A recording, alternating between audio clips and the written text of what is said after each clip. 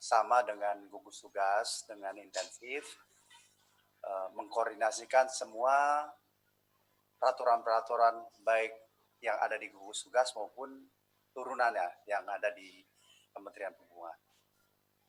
Nah, oleh karenanya didahului oleh surat edaran nomor 7 tahun 2020 dari gugus tugas tentang penanganan COVID, yaitu kriteria dan persyaratan perjalanan orang dalam masa adaptasi kebiasaan baru menuju masyarakat produktif dan aman COVID sebagai pengganti SE 4 dan 5 yang telah habis masa berlakunya.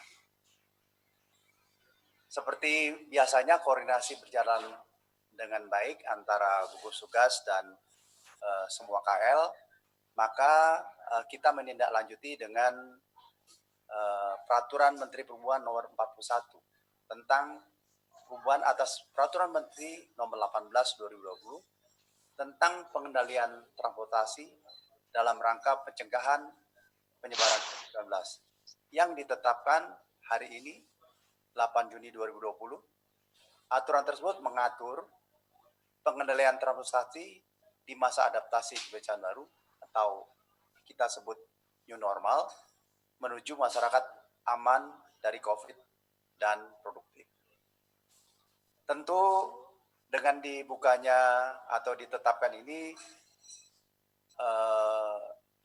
dilakukan kembali aktivitas ekonomi yang akan berdampak pada peningkatan aktivitas perjalanan, pergerakan orang melalui transportasi.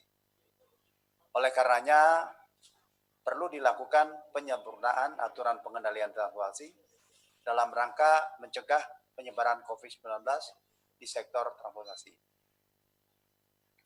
Rekan-rekan wartawan yang saya banggakan dan saya cintai, pengendalian transportasi di masa adaptasi baru ini memang menitik beratkan aspek kesehatan dalam rangka mencegah penyebaran COVID-19 di sektor transportasi. Kita harapkan masyarakat tetap produktif, namun tetap aman. Semua ini selalu disampaikan Bapak Presiden dalam berbagai kesempatan di rapat terbatas tentunya yang kita lakukan hampir setiap hari. Rekan-rekan wartawan yang saya cintai, secara umum pengendalian transportasi yang dilakukan masih sama dengan PM 18 2020. Penerapan protokol kesehatan mulai dari berangkat sampai tiba di tujuan sebenarnya hampir sama. Tetapi lebih detailnya nanti akan dituangkan dalam SE surat edaran Dirjen yang menunjuk satu arahan-arahan peraturan-peraturan yang lebih detail. Beberapa penyempurnaan yang dilakukan diantaranya terkaitan penerapan protokol kesehatan dan penerapan physical distancing melalui pembatasan jumlah penumpang, baik kendaraan pribadi maupun umum, di sektor darat, laut, udara, dan kereta api.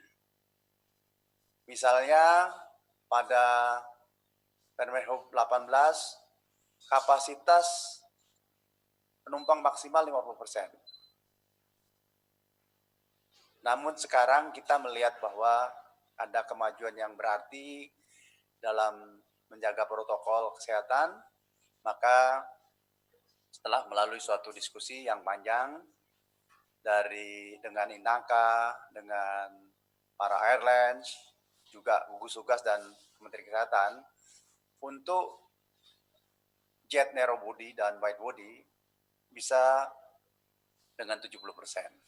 Jadi kita sudah perhitungkan. Jadi ada syarat-syarat yang harus ditetapkan. Detail dan teknis pedoman ini tentu akan dijelaskan dalam SE Dirjen Udara dan tidak menutup kemungkinan untuk melakukan penyesuaian di kemudian hari.